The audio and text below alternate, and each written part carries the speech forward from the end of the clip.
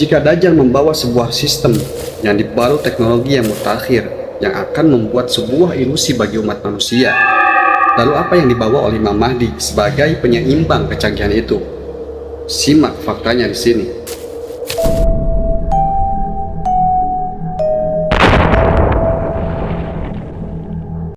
Assalamualaikum sahabat Nusantara. Kali ini kita akan membahas sesuatu yang pernah kontroversi di masanya, yaitu tentang Dajjal dan Imam Mahdi. Kita akan bedah tentang sebuah konspirasi di antara keduanya. Dan ini semua tidak sedikit pun untuk mengurangi rasa keimanan kita. Namun ini adalah realita di zaman yang sedang kita alami. Sebelum kita masuk ke dalam pembahasan yang sangat sensitif, mari kita sama-sama berdoa kepada Allah agar kita dikuatkan iman dan Islam. Oke, sahabat Nusantara, jadi nanti pada masanya, di akhir zaman, kita akan kedatangan sosok yang disebut-sebut akan menghancurkan keimanan kita. Dialah Dajjal Al-Masih dan sang penyelamat dunia, yaitu Imam Mahdi. Dajjal tidak disebutkan secara eksplisit dalam Al-Quran, tetapi keberadaannya diisyaratkan sebagai salah satu tanda besar hari kiamat. Informasi mengenai apa yang dia bawa dan fitnah yang ditimbulkannya berasal dari hadis-hadis sahih Nabi Muhammad SAW. Menurut hadis, Dajjal akan membawa berbagai hal yang menjadi ujian, fitnah terbesar bagi umat manusia. Apa yang dibawanya sering kali bertolak belakang dengan kenyataan untuk menyesatkan manusia. Antara lain, air dan api. Dajjal akan membawa sesuatu yang terlihat seperti air tawar yang dingin, surga, dan sesuatu yang terlihat seperti api yang membakar, neraka. Nabi Muhammad SAW bersabda bahwa yang terlihat air adalah api dan yang terlihat api adalah air tawar, dan umat Islam dianjurkan untuk memilih yang terlihat seperti api, neraka, karena sesungguhnya itu adalah air yang menyelamatkan. Nah, di sini bisa kita simpulkan bahwa air adalah simbol kehidupan, sementara api adalah simbol ujian atau azab Allah yang sangat pedih. Kita bisa lihat bahwa hadis-hadis Nabi menyatakan bahwa Dajjal ini dengan kemampuan sihir yang dibawanya mampu menghidupkan orang mati, kemudian mampu menurunkan hujan sehingga membuat bumi menjadi subur dan makmur, dan yang terakhir adalah bisa menguasai kekayaan bumi, di mana harta karun akan mengikutinya seperti lebah yang mengikuti ratunya. Dengan kemampuan sihir yang luar biasa, Dajjal mampu menyesatkan umat manusia seluruh dunia. Hanya dengan waktu yang sangat singkat bagi Dajjal, yakni 40 hari 40 malam. Tak ada yang bisa bersembunyi dari jeratan sihir Dajjal, dan tak ada satu tempat pun yang tidak didatangi Dajjal kecuali Mekah dan Madinah. Namun inilah yang jadi pertanyaan banyak orang. Kalau kita ngomongin sihir pada zaman modern seperti sekarang, bukankah itu sesuatu hal mustahil? Tapi bukan kita tak percaya hadis, tapi pikiran kita belum mencerna bagaimana sihir itu bekerja di dunia modern yang canggih. Kita pahami dulu apa itu sihir. Sihir adalah tindakan yang melibatkan pesona, mantra atau ritual untuk mempengaruhi alam atau orang lain secara gaib, baik untuk tujuan baik maupun buruk. Dalam konteks budaya dan agama, sihir seringkali diartikan sebagai kekuatan gaib yang digunakan untuk mencelakai, menyakiti, atau memanipulasi orang lain melalui bantuan makhluk halus atau setan, bahkan dapat dianggap sebagai kekafiran dalam Islam. Menurut berita-berita yang ada pada zaman modern, yang semakin maju bahwa nanti, pada kejayaan sebuah teknologi, manusia akan mengalami kejatuhan teknologi, semua padam, tak ada listrik, tak ada sinyal dan tak ada teknologi. Dan pada saat itu bumi akan kejatuhan meteor yang besar dengan gelombang elektromagnetik yang tinggi, sehingga membuat kerusakan yang begitu dahsyat hingga semua akan kembali pada zaman di mana dinar emas berkuasa. Namun kejatuhan meteor itu dibantah oleh ilmuwan NASA. Maka kita simpulkan bahwa sebenarnya apakah Dajjal itu bukan membawa sihir, tapi membawa sebuah sistem yang dimana sistem itu bisa membuat semua manusia terjerat. Karena semakin maju teknologi, semakin pula kita terjerat di dalamnya. Mungkin kita nggak sadar sekarang kita dikuasai oleh sebuah sistem yang mengikat kita.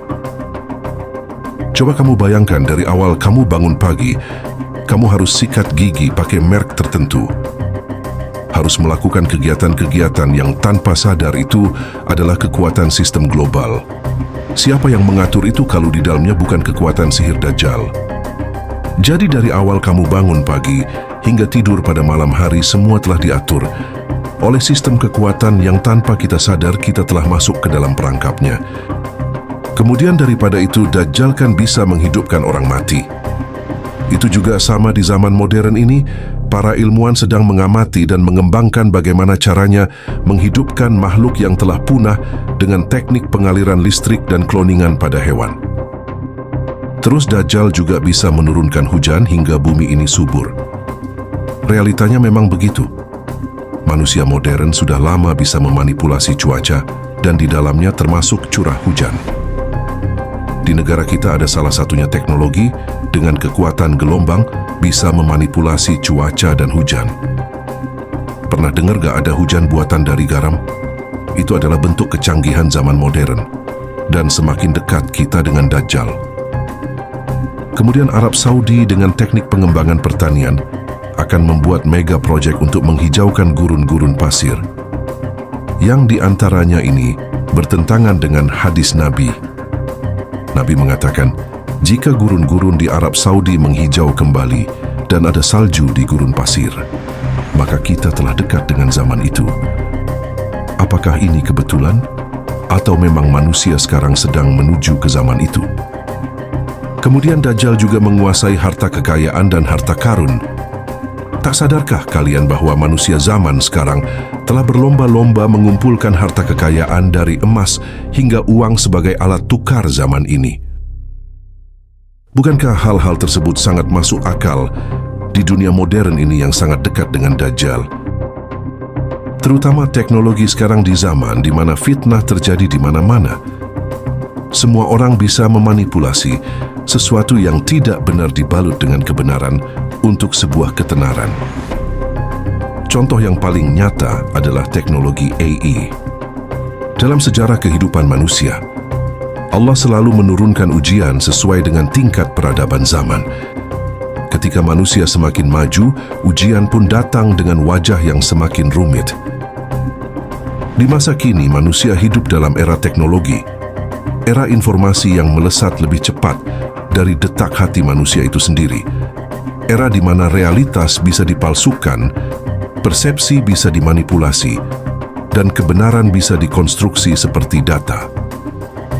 Di tengah kegelisahan tentang masa depan, sebagian teori konspirasi menyebut bahwa fitnah terbesar, fitnah Dajjal, akan datang bukan hanya sebagai sosok, tetapi sebagai sistem yang menyelimuti seluruh dunia. Sistem yang memakai kecerdasan buatan, rekayasa citra, manipulasi opini, bahkan pola pikir manusia. Lalu muncul satu pertanyaan besar.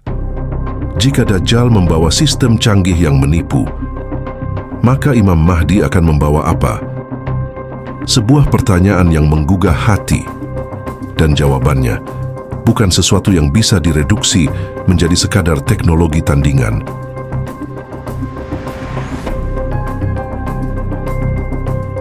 Dalam banyak riwayat, Rasulullah menggambarkan fitnah Dajjal sebagai fitnah terbesar.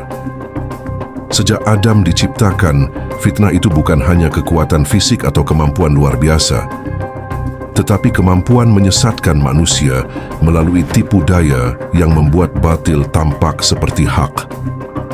Rasulullah bersabda, tidak ada fitnah yang lebih besar sejak diciptakannya Adam selain fitnah Dajjal. Hadis riwayat Muslim. Dalam konteks modern, fitnah semacam ini bisa muncul dalam bentuk ilusi kebenaran, informasi yang direkayasa, gambar yang dimanipulasi, narasi yang diarahkan, sistem global yang memikat tapi membutakan ruhani. Inilah sebabnya sebagian ulama kontemporer melihat bahwa fitnah Dajjal bisa hadir dalam bentuk penguasaan persepsi, bukan hanya fisik. Karena inti fitnah Dajjal adalah menggantikan cahaya hati dengan sinar palsu yang memikat mata. Imam Mahdi tidak datang dengan sistem teknologi tandingan. Beliau tidak membawa robot, tidak membawa rekayasa digital, tidak membawa kecanggihan dunia. Karena misi beliau bukan menandingi Dajjal di level duniawi. Beliau datang untuk mengembalikan keseimbangan antara langit dan bumi, antara wahyu dan akal, antara fitrah dan zaman. Apa yang Imam Mahdi bawa? Allah berfirman, "Maka tetaplah kamu di atas jalan yang lurus sebagaimana diperintahkan." Quran Surat Hud ayat 1-12. Di masa kegelapan informasi, Imam Mahdi menghadirkan kembali kejernihan wahyu. Beliau membedah kebisingan dunia dengan keteguhan Al-Quran dan Sunnah. Wahyu bukan teknologi, tetapi wahyu lebih kuat dari semua teknologi. Karena wahyu berasal dari sumber yang tidak bisa dimanipulasi, Allah yang Maha mengetahui segala rahasia. Allah berfirman dalam Al-Quran, Allah pelindung orang-orang yang beriman. Dia mengeluarkan mereka dari kegelapan menuju cahaya. Quran Surat Al-Baqarah ayat 257. Cahaya hidayah adalah sesuatu yang tidak bisa diciptakan oleh mesin atau algoritma. Dajjal mungkin bisa menampilkan tanda-tanda menakjubkan, tetapi ia tidak bisa menanamkan ketenangan ke dalam dada manusia. Imam Mahdi membawa keteguhan iman, cahaya yang menenangkan jiwa, yang membuat manusia mampu melihat hakikat di balik ilusi. Rasulullah bersabda, Imam Mahdi akan memenuhi bumi dengan keadilan sebagaimana sebelumnya penuh dengan kezaliman. Hadis riwayat Abu Dawud dan Tirmidzi. Keadilan bukan teknologi. Keadilan tidak bisa diinstal. Keadilan adalah energi ilahi yang menata kembali kehidupan manusia. Di masa Imam Mahdi, sistem ekonomi, sosial, dan politik akan kembali pada keseimbangan, bukan melalui digitalisasi, tetapi melalui kejujuran, ketakwaan, dan hikmah. Dalam hadis lain disebutkan, langit menurunkan hujannya, bumi mengeluarkan tanaman-tanamannya. Hadis riwayat Hakim. Barakah adalah kekuatan yang tidak dimengerti teknologi. Barakah tidak membutuhkan robot untuk mengolah tanah. Barakah tidak membutuhkan sistem digital untuk mengatur pasar.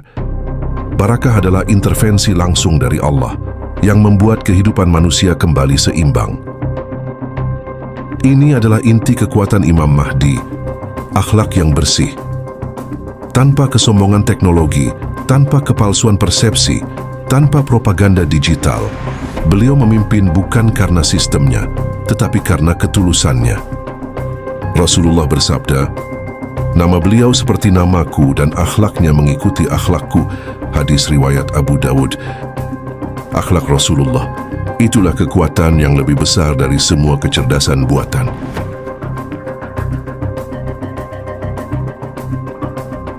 Mengapa Imam Mahdi tidak membutuhkan teknologi canggih? Karena kemenangan akhir bukan soal siapa yang lebih canggih, tetapi siapa yang lebih dekat kepada Allah. Dajjal mungkin memanipulasi dunia, tetapi Imam Mahdi memurnikan jiwa manusia. Teknologi bisa membuat manusia kagum, tetapi hidayah membuat manusia teguh. Teknologi bisa menciptakan kerumunan, tetapi ketakwaan menciptakan peradaban. Teknologi bisa mengubah gambar, tetapi wahyu mengubah hati. Pada akhirnya narasi ini mengingatkan kita bahwa kebenaran tidak membutuhkan sorotan lampu teknologi. Ia hanya membutuhkan hati yang bersih. Dajjal mungkin membawa sistem yang membutakan, tetapi Imam Mahdi membawa cahaya yang menghidupkan. Dajjal menipu penglihatan, Imam Mahdi membangunkan kesadaran. Dajjal menguasai dunia luar. Imam Mahdi menguasai dunia dalam manusia, dan kemenangan selalu berada pada mereka yang hatinya paling dekat kepada Allah. Sahabat Nusantara, pada akhirnya, teknologi, kecanggihan, dan sistem apapun akan terus berubah mengikuti zaman. Namun ada satu hal yang tidak pernah berubah, hati manusia. Fitnah Dajjal menguji mata dan pikiran kita, Tetapi kemenangan selalu ditentukan oleh kejernihan hati dan kedekatan kita kepada Allah. Karena cahaya kebenaran bukan datang dari mesin, tetapi dari iman. Dan selama cahaya itu tetap hidup di dalam diri kita, maka tidak ada fitnah apapun yang mampu menyesatkan. Peganglah kebenaran, jaga fitrah, kuatkan iman, sebab di akhir segala kisah, yang menang bukan yang paling canggih, melainkan yang paling taat. Jangan lupa klik tombol loncengnya, agar kisah-kisah seperti ini tak luput dari telinga kalian.